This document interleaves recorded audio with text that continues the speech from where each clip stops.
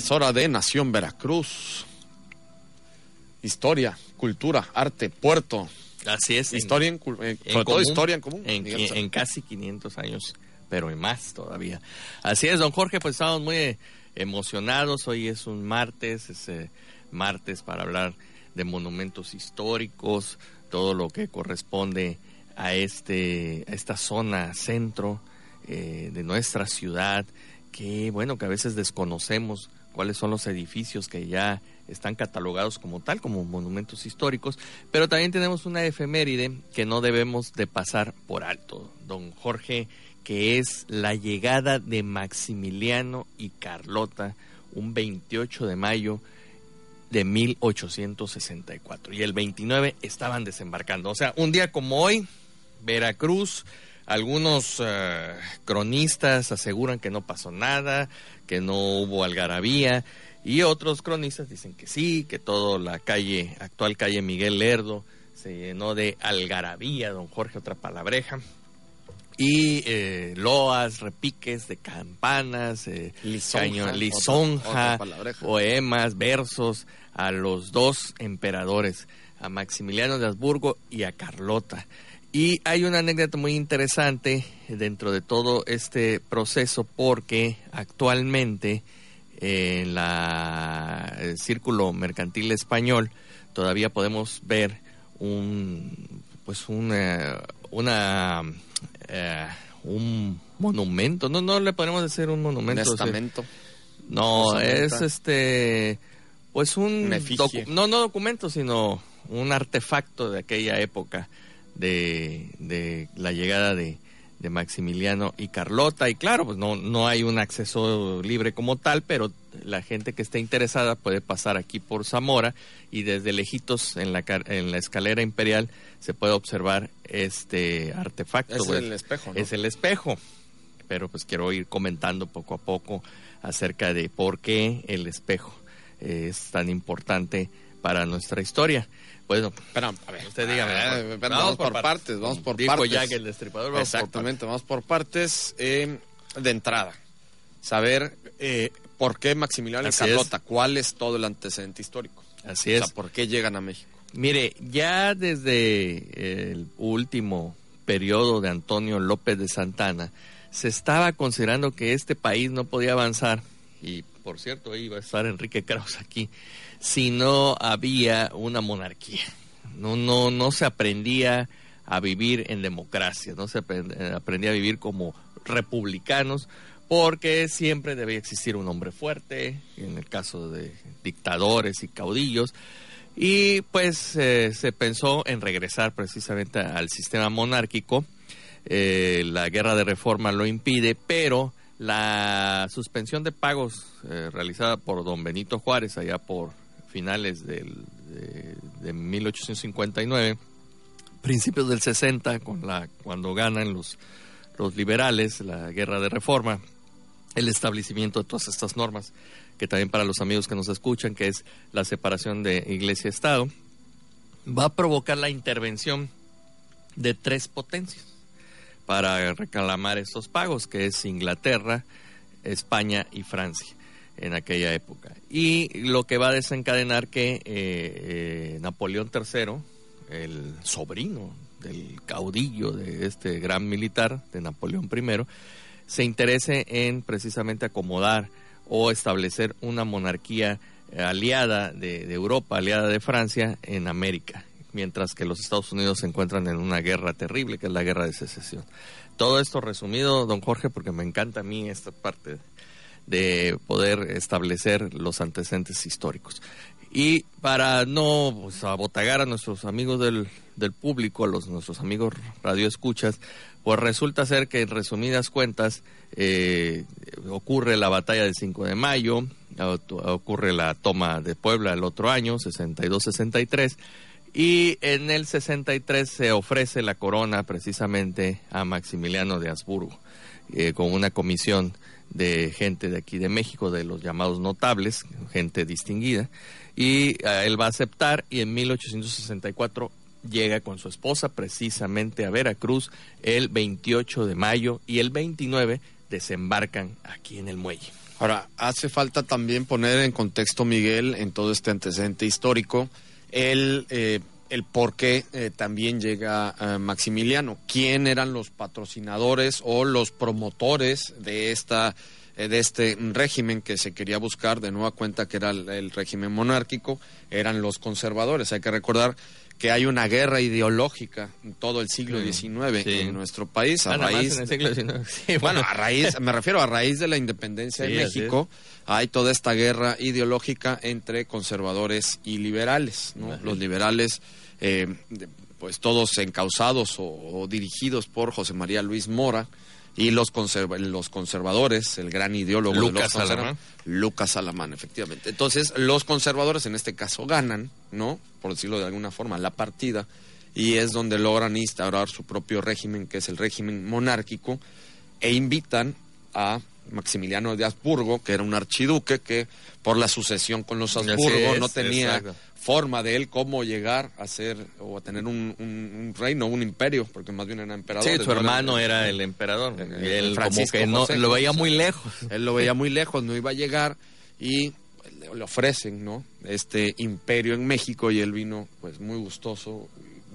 y sobre todo sí venía con un gran ímpetu de poder hacer las cosas bien, y dentro de todo las hizo muy bien, ¿no? Sí, definitivamente. Y era una persona que podrán los detractores decir que pues que si la monarquía y todo, pero era una persona que estaba sumamente era el más liberal, creo que de los liberales en el aspecto que estaba muy interesado en que la gente saliera adelante, en que la propia población tuviera las condiciones adecuadas de vida, y un tipo muy humano, ¿no? Así es, un gran humanista. Miren, insisto, no es porque aquí tengamos resabios monárquicos, ni mucho menos, somos objetivos dentro de este programa, que es muy difícil, porque bueno, pues cada quien tiene su corazoncito, ¿no? Como en el caso aquí de don Jorge, que le gusta el fútbol y a mí me gusta el béisbol, por ahí vamos. En el caso de Maximiliano, sí, era un hombre dotado de luces, muy humanista, y el cual a su llegada, nada más, queridos amigos que nos escuchan, les voy a decir algo: deja las leyes de reforma, así nada más, que es lo que le va a quitar mucho apoyo, por supuesto, del sector de extremo, del conservadurismo, de los extremistas, que eran los aristócratas y la iglesia, porque no les va a gustar, en absoluto. Traduce leyes al náhuatl, crea instituciones, está muy al pendiente, es el primer emperador, caudillo, como le quieras llamar, que asiste a Guanajuato a dar el grito de Dolores el 15 de septiembre, el primero, ahí en la base en donde ocurrieron las cosas. Es muy interesante, claro, no va a tener tiempo, en 1867 cae.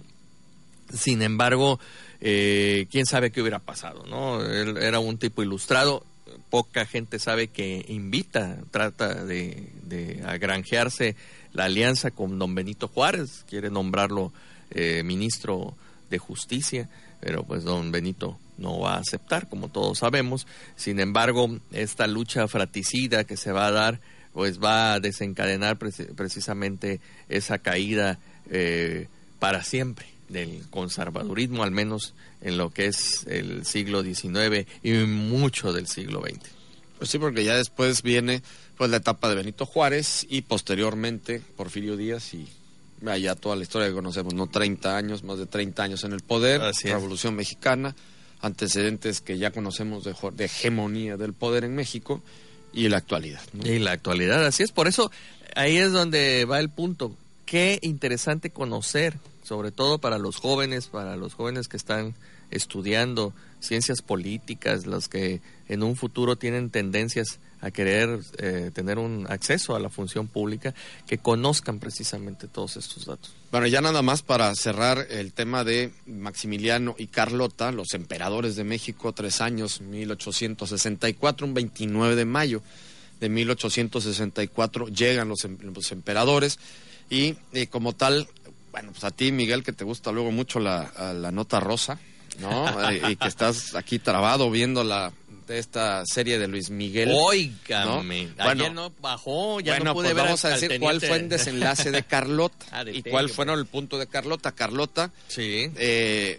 en contrario o en contraria posición a la de Maximiliano, Carlota precisamente ella sí quería un imperio, ella sí se sentía completamente una emperadora, ella no bajaba al pueblo, precisamente no estaba ella inmiscuida en este humanismo, y cuando pues prácticamente ven perdido ya el imperio, aquí tal cual, mandan a Carlota de regreso a Miramar, allá en el Adriático, si no mal recuerdo. Y Carlota, cuando pues sabe que pues prácticamente se pierde su imperio, pobrecita, pero queda completamente Eso lo podemos platicar. mal de la cabeza. Bueno, eso es un tema está muy interesante. Eso está Quiero totalmente, platicárselo ahorita que regresemos. esto está registrado Sí, en libros de texto, no me lo estoy inventando. No, don Jorge. En libros yo de jamás texto, creería y eso. Carlota se queda toda la vida ya delirando por su imperio en México, que ya no había más imperio en México, pero bueno, es parte de la nota rosa de la historia mexicana. Nos vamos a ir al corte. Estamos en redes sociales para que nos sigan en Nación Veracruz. Pueden seguirnos en Facebook Live. Estamos transmitiendo en vivo. También estamos en Twitter, @Nación Veracruz. Y en nuestra página de internet, www.nacionveracruz500.mx. Regresamos. Veracruz, puerto y puerta de México.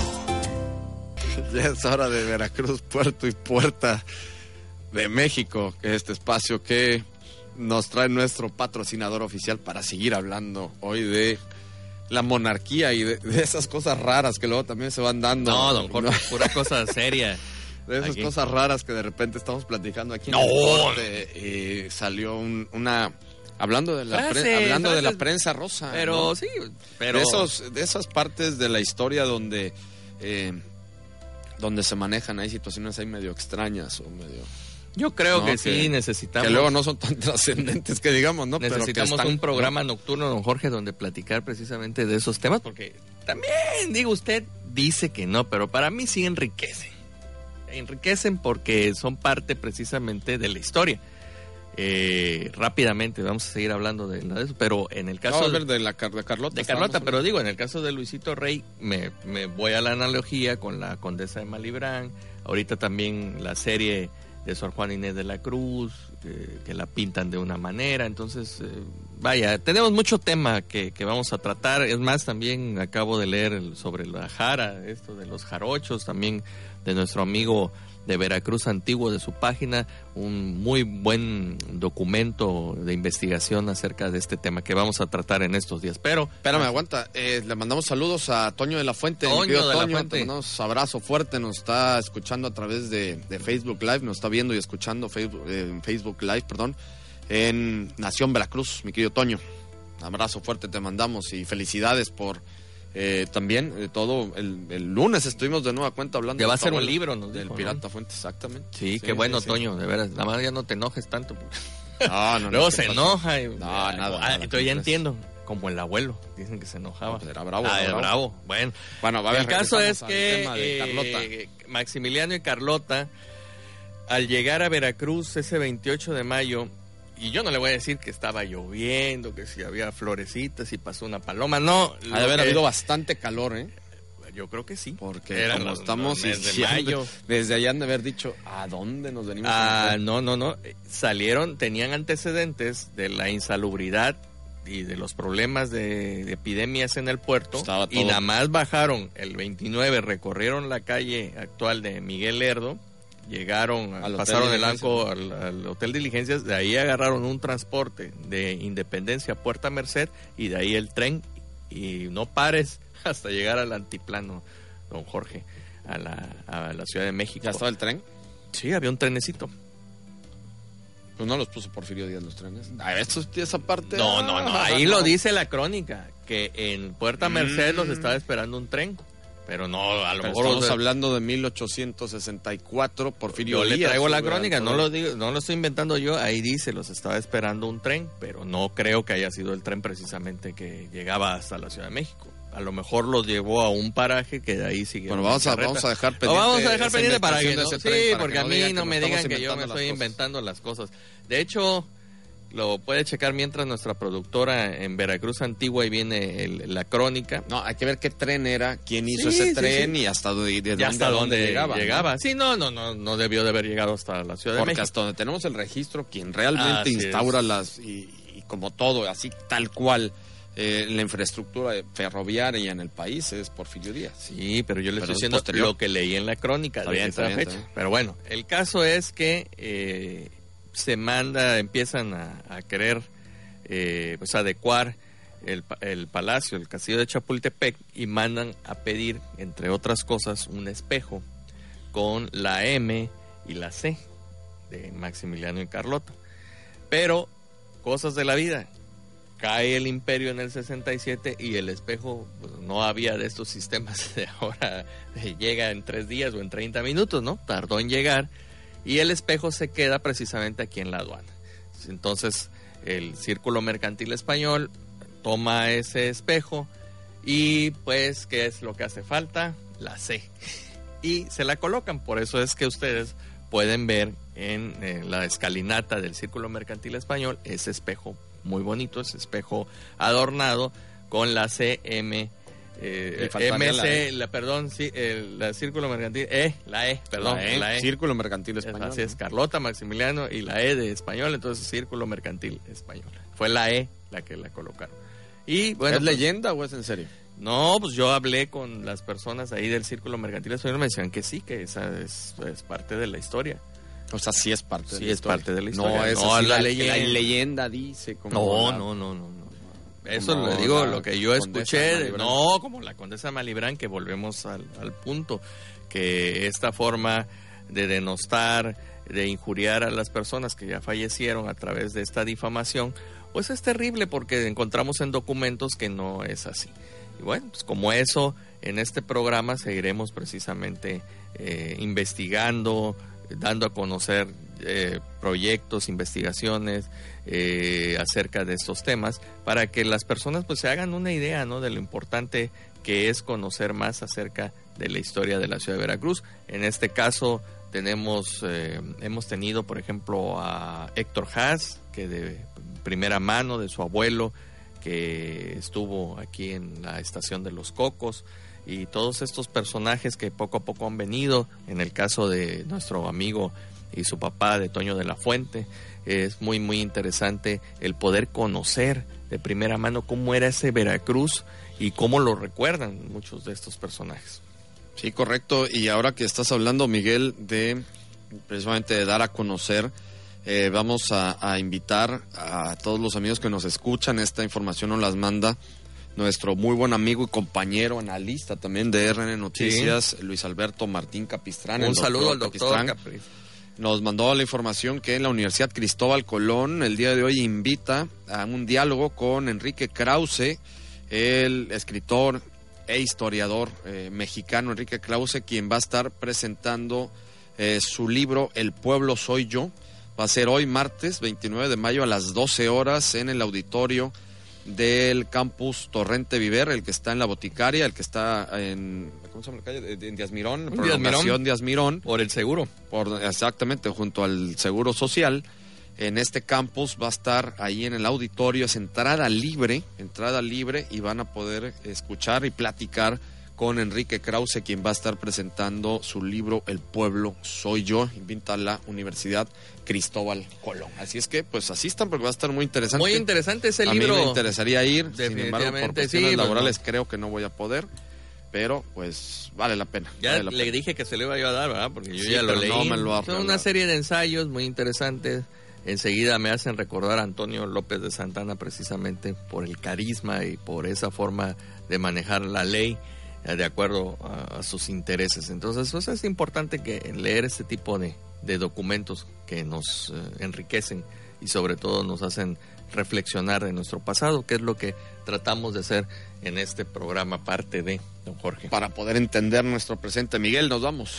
Pues ya se nos fue rápidamente el tiempo, vamos a seguir platicando. Un saludo a todos nuestros amigos que nos han estado mandando mensaje, y bueno, a Carmelina, nuestra querida historiadora, especialista en monumentos históricos, quien se disculpó porque por motivos de trabajo no pudo acompañarnos, pero la próxima semana aquí estará sin falta, don Jorge. Ya estará aquí nuestra gran amiga Carmelina Pliego Medina, nuestra experta en monumentos históricos, y bueno, pues mañana ya nos vamos a estar viendo a través de Nación Veracruz en Facebook Live y escuchando en Más Latina 96.5. Muchísimas gracias a todos por su atención. Muchas gracias también a la producción, a Diego Hernández en cámara, a Gladys Pérez, nuestra productora, Ricardo Jacome en controles. Soy Jorge Luis Malpico Ortiz. Buen día, pásela muy bien.